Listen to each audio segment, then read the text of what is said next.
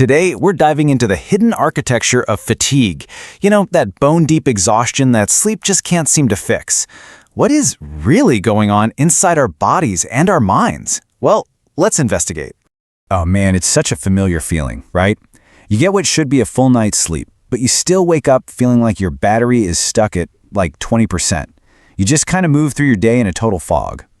If that sounds like you, I promise you are not alone. So today, we're going to be detectives. We're going to investigate what I like to call the unsolved case of the energy thief. Now, the first rule of any good investigation is you have to identify the real culprit. And in this case, it all starts with understanding that what we're dealing with here, it isn't just simple tiredness. Okay, let's break this down. On one side, you've got sleepiness. That's just your body's simple signal for rest, right? A nap can usually fix it. But on the other side, you've got fatigue, and that is a whole different animal. It's a deep, persistent weariness that sleep just doesn't seem to touch. So, here's the million-dollar question. If more sleep isn't the answer, then what is?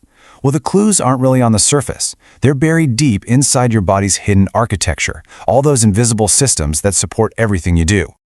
All right, let's start our investigation with the physical clues. We're going to look at the very foundation of your energy, that invisible machinery working inside of you at this very moment.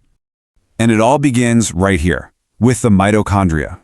Just think of these as trillions, literally trillions, of microscopic power plants packed inside your cells. Their entire job is to take the food you eat and the air you breathe and turn it into the energy that powers every single move, thought, and heartbeat. It's an amazing system when you think about it.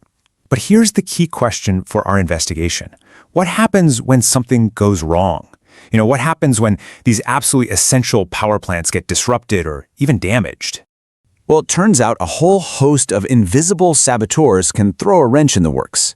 Things like chronic inflammation, which is kind of like a constant low-level fire burning in your body, or hormonal imbalances, not getting the right nutrients from your food, or something called oxidative stress, which is basically cellular-level damage. They all attack this fundamental energy architecture, and that can cause a body-wide power shortage. But the physical clues? That's only half the story. So let's move on to our next line of inquiry, because now we need to turn our attention to a prime suspect in this whole energy crisis, your brain. Okay, get this. This is what's really fascinating. While your brain only makes up about 2% of your body weight, it consumes a staggering 20% of your body's total daily energy. 20%! It's a real energy hog. I mean, just look at this chart. It really puts it into perspective. That huge slice of the pie is what your brain needs just to keep the lights on. And that's before you even start thinking about your to-do list. So that leads us to the next critical question. Your brain has this enormous energy budget. So what happens when, day after day, that budget is constantly overdrawn? Think of it like a bank account that you just keep trying to spend from when there's no money left. And this is pretty much how that mental drain happens. It starts with constant stress and worry. That's like leaving dozens of power-hungry apps open in the background of your phone. Then you add a high cognitive load, all the decisions you make, and the energy it takes just to manage your emotions, and eventually, you end up with total mental exhaustion. You know it as burnout. Okay, we've examined the physical clues. We've looked at the mental clues. Now it's time to put it all together and finally crack the case of the energy thief.